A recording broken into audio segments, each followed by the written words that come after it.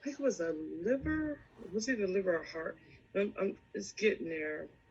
And it was, we're supposed to put the terms what we read with what was it, sociology, micro, macro, and it was a few other ones I know.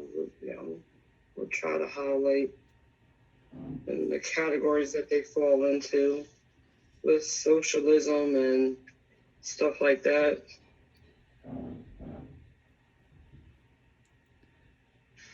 Oh, so it's on the paper. So it's conflict theory, symbolic interactionism, and then structural functionalism. Is that what you're talking about? Thank you. Thank you. It's like You're good. Okay, so if you go to, everything like I'll help you find it. If you go to modules, yeah, yeah. That's what and then just it's just going a little slow. Oh, okay, you're good. Cause yeah, I was going to that, but I'm thinking about I'm trying to do my paper for that's due. It's supposed to be due. I think I'm hoping it's due tomorrow night. Am I correct? That we have until Sunday night, or do we have till tonight? For this class, Yes. I think everything's due today. I would have to double check. I think it's due today, though. I thought it was due. But yeah, so the conflict theory, like what I learned from that was just basically like the conflict is that, he's a well known police officer. And so it's like he's got this kind of social status that's like, a lot of people know him. He's done a lot of good in his past. And so then for him to do something like this, some people might, even though it's like obviously very bad, like you should never shoot anyone over anything other than like, I don't know, like self-defense and stuff like that. So I think it's, that's one way to look at it, is it's kind of hard to wrap your mind around that he did do something bad, and it's something that he's gonna have to be, it says the bond without bond, so he doesn't have any chance of getting out really at this point in the hearing. So I don't know, that's kind of what I got from the conflict theory. What's your thoughts on it? No, I do agree with that, with the conflict theory, and also with what was it? It was a conflict theory, and what was it? The social was conflict theory, Symbolic interactionism? um, Or the structural functionalism. They're kind of long words. right. It was the symbolic Interactionism. symbolic interaction, I think it's called. What was it called again? Yeah, that's what it was. The symbolic one. That one is kind of like got me a little bit mixed, intertwined with a little bit with the conflict one, because the simple fact is, because he was involved in the community for so long or whatever, it was seen as a symbolic, as like I don't want to say a hero. I don't want to say that, but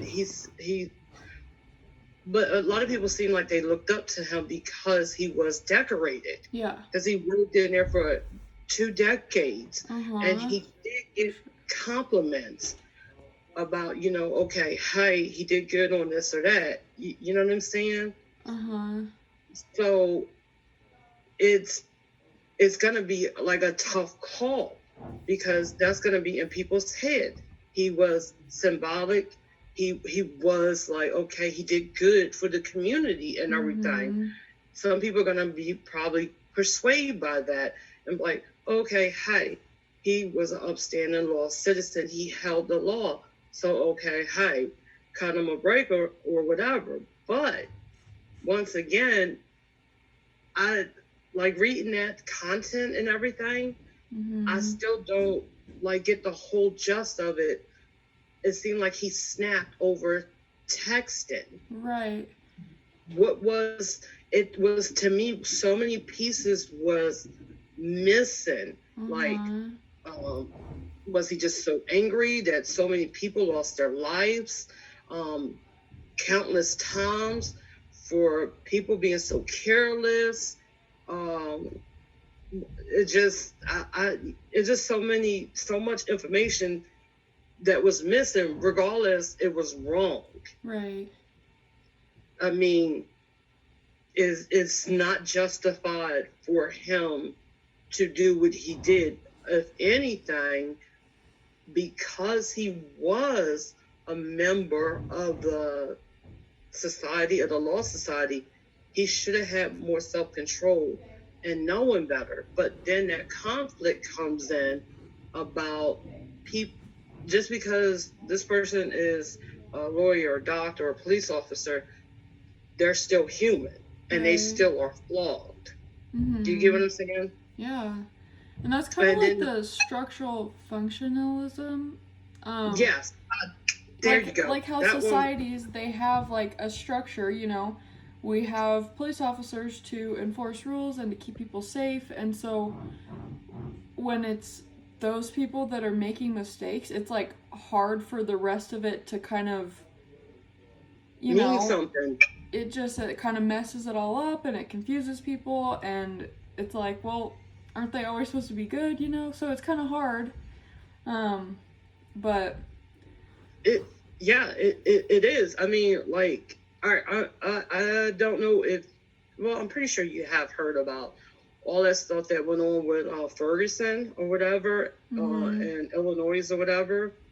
Like, a lot of people didn't realize, like, some of the stuff that was going on behind the scenes or whatever. Do you know what I mean? They just were thinking that, like, bad stuff was happening. They didn't really know that it was like clergy people, like non-denominational clergy members were marching, and they were being attacked. They were being mistreated. I saw it with my own eyes. At that point in time, I felt that I didn't have no rights. All this time, voting and thinking with the different amendments and the laws, and I'll be honest with you, even still, I was thinking that these people were clergy and peaceful and members of different denominations, but still one common goal, worshiping God in peace. I thought that they would be treated differently with more respect because they were peaceful. Yeah, I saw all of that go out the window. So that did something to me. Yeah. It just made me see something different. My roommate is always preaching different stuff, and I don't know, maybe a little bit more radical than I am. I'm not like that. Yeah. But she kind of is, and it just, I don't know, I was blown away by it. Yeah.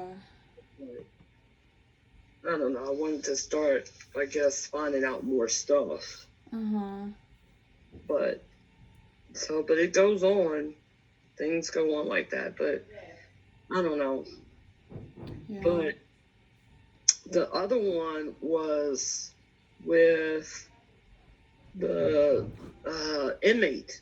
Yeah, well, hang on. Before, do you want me to read the question? Because there's like 2 more questions on that one. Yeah, let me do that real quick, and then we can go down. Okay. Please do. Okay, I'll read it for us. It says, what responsibility, if any, does American culture and society have with regard to gun crime in the United States? Use the sociological imagination to answer the following questions. Is this a societal issue and more than a personal trouble? And how does American culture and society contribute to gun crime in the U.S.? So, First question, is this a societal issue and more than personal trouble? I would say yes. What do you I think? mean, go ahead. I'm sorry. I think that, I mean, definitely it's going to affect the society a lot, especially because he is, well, he has like led gun safety trainings. It said that about him. And so for him to have a mistake that has to do with something that he has a lot of experience in, um, that is kind of, that's more than just personal trouble, I would say. That's what I'm saying. It seemed like it's a lot of information that's missing from that. Mm-hmm. So it is. So it's hard to I mean, tell. Because, like, would you say that, like, the personal trouble, that's like, people being judgmental or prejudgmental. or him, like, having, like, a mental disorder that made him do it? Yeah, I mean, Like, he is 71 years old. I mean, he could maybe have he had a has lapse in dementia. I don't judgment. know. Yeah. It could have been, what do you call it? A hair trigger or whatever. Mm-hmm. It could have been a lot of different factors that played into it or whatever. Right. And so it's kind of hard to tell from, like, not knowing all of the facts about him. And, like, I mean, something could have happened since being a police officer and, like, how old he is now that affect him, like, in the society, or it could just be, like, a disorder that he doesn't even know what he's doing or something. So it could be either. I think if we had more information, we could probably make a better judgment, but it's hard to tell. Yeah, it's kind of, but it just, I'm like, is that it? Is that all the information? It's just, it's just seemed like it's missing. Okay, should we go to the next question? It says, I don't know. I mean, I would love to know the outcome of that, to be honest. Oh, me too. I wonder if it's a real story. I'm not sure that it is, but it would be interesting to know. So do you think that, or it says, how does American culture and society contribute to gun crime in the U.S.? What do you think? How do they contribute? I mean, honestly, people commit crimes with guns. It's like guns. People are the one that sit there and pull the triggers. Yeah. If you're not educated or properly trained how to use a gun, then they are sitting here. It's what do you call it? I guess it's a problem because as what do you call it? Social or cruel? Because the simple fact is they're not taking the time to be properly trained, or I guess they know what they want is not good, but I mean,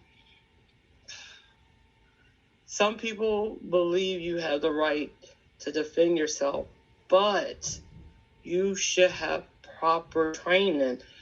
You should follow the law with getting a FOIA card, with getting properly knowing. Because if you pick up a gun and don't know the mechanics of how to work that gun, knowing that you have to make sure that it's always one in the chamber and, or anything, knowing, and also knowing, I think a person should also a little bit about guns as well.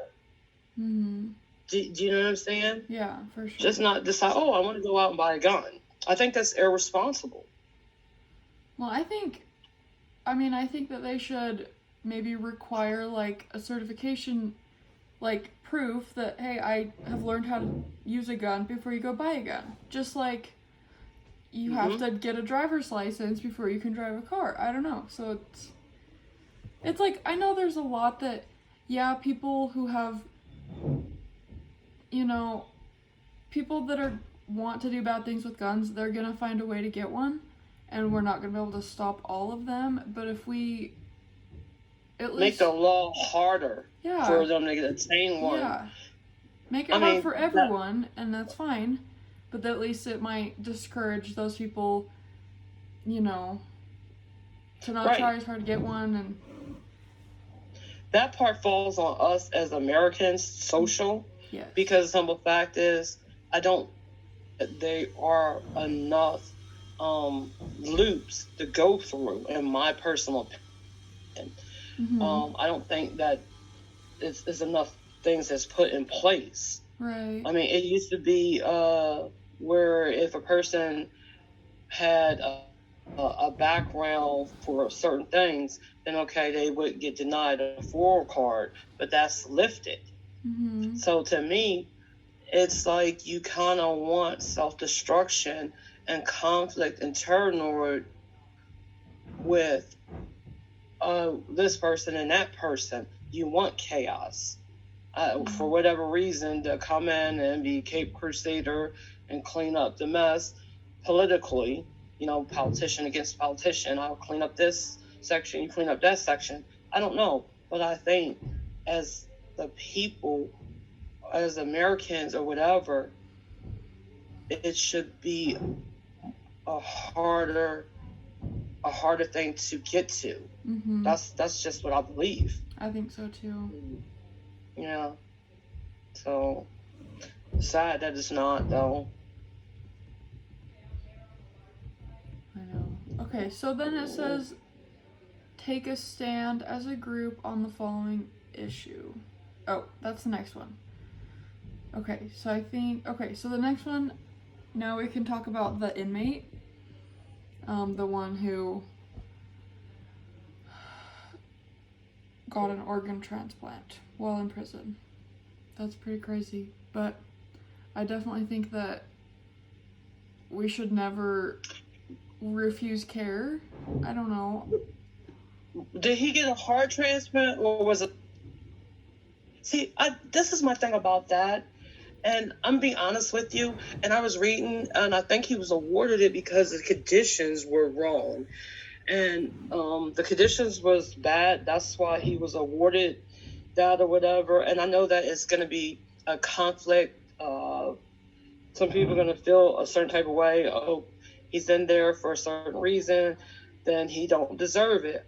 Granted, I understand he did a crime and he do his time or whatever. Yeah. But in the same token, don't mean he needs to be treated like an animal. He's there to be rehabilitated. Mm-hmm. Don't treat him like, you know, he's less of a human being or whatever.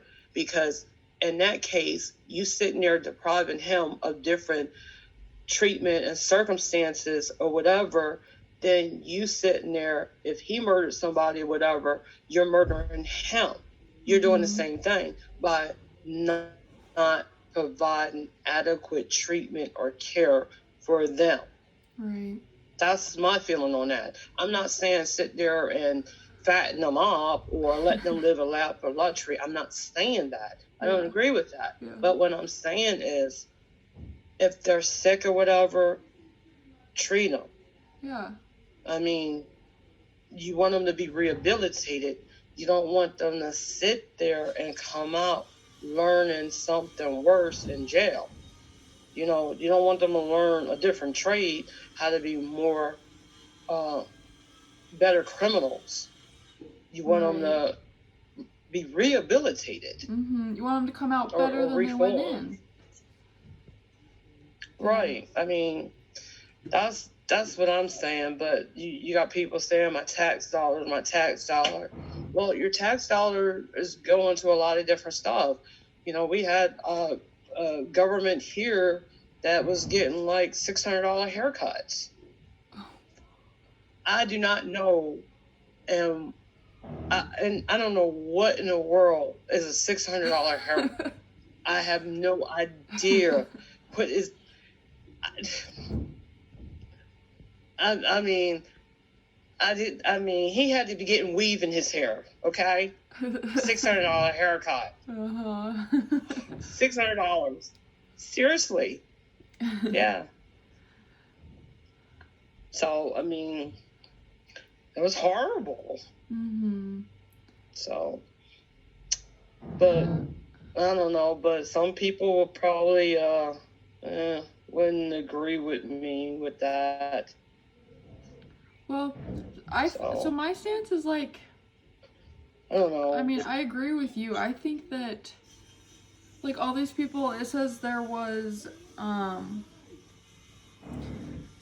over 4,000 other people that were also on like the heart transplant list. And he got it before they did. And so like there was a lot of people that I'm sure were very mad about that. But what they don't realize is, like you said, if we just treat the people in prison like animals, they're gonna come out and not be any different, and it could affect them, but they just don't really realize that. And so it's like, I think in order to even be on the transplant list, you have to, you're like in a waiting line. And so he was up next, and I think it's fair that he got it. I would just hope that he would maybe like realize it as the blessing it is, and then kind of change his ways. And that's all you can really hope, is that people will take it and kind of run with it, but in the right direction. So I don't know. I'd say my stance is that you know what though? Hold on. Can you hear me? Yeah, I can hear you. My thing went a little low, but hopefully you can hear me. Mm-hmm. When I had read that and it said about the people were angry and stuff like that, okay, this may sound a little corny or whatever, but you know how like with devotion and stuff like that, when we're doing it through the week and stuff like that, mm-hmm. and this is what I have to think about, or whatever, or God is in control. He sit here and he is the person that knows best. Mm-hmm. He's the one that is gonna, we may want something right then and there, okay, and we might get upset that we don't get it or whatever, but it's for a reason. He has a purpose for each and everybody. Mm-hmm. You know what I'm saying? Oh, yeah. So maybe he wanted that person to get that, because the simple fact is maybe he wanted him to have some redemption work that he needed him to do or perform. Yeah. That's just how I'm thinking.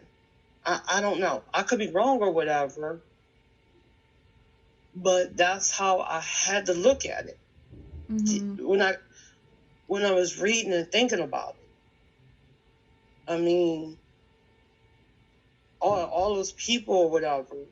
I mean, of course, I was thinking about, okay, well, could have been kids on the list, could have been teenagers on the list. What was the conditions and everything? And then I was thinking about it, and I'm like, he made that choice mm-hmm. for him to have it. Yeah. That was that. Uh-huh. I don't know. That's just how I feel. Yeah. I don't know. So it says there's a So this thing sounds like it's thing.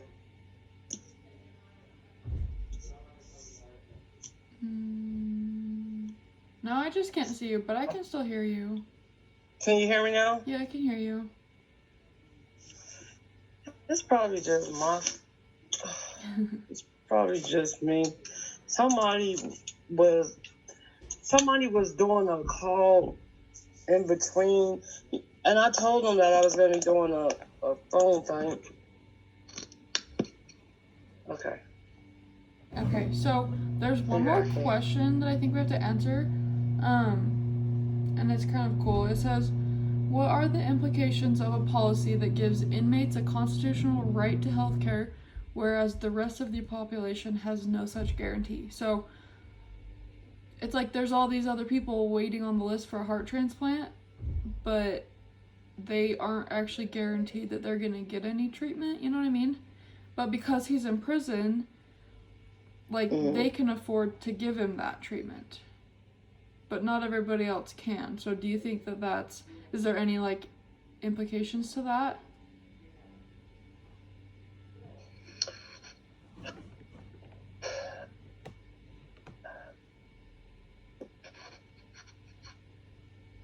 I don't know. I mean, It's a hard question. I don't know either. the only thing I could think of, I mean, I honestly don't know. The only implications I could think of is just like social, like maybe the conditions from a previous prison or previous place that he came to was so bad or whatever that they moved him to a reason for him to be able to, I don't know, have a better quality of life. Do you know what I'm saying? I don't know. Yeah. I don't know. I mean, it's kind of just I honestly don't know. It's kind of not fair to like the other people that. I mean, I don't know. Just like from seeing things, like life in prison isn't that bad. Like they kind of, they feed you, they give you a place to sleep, they try to make it a place where you can, rehabilitate yourself and become better.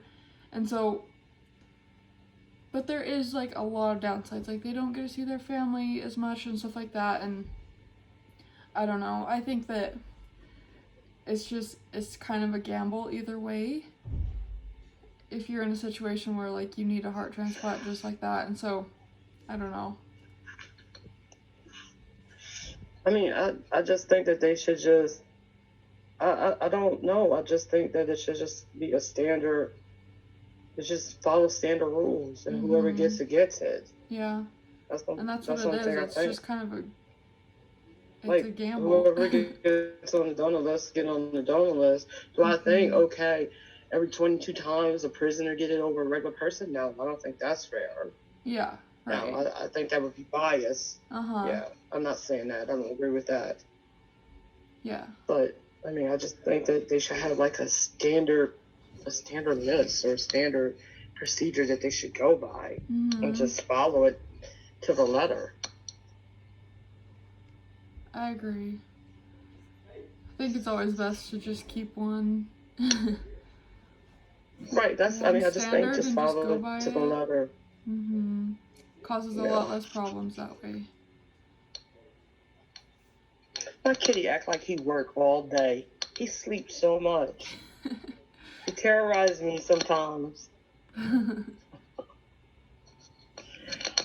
bought a little long pillow that says dream. I didn't even get a chance to put it on my bed. He decided that it's his. And he's dreaming on it. Oh. That's cute. I just got a little puppy, so I'm dealing with that. He's wild. No, my roommate, she's scared of dogs. She was scared of cats, but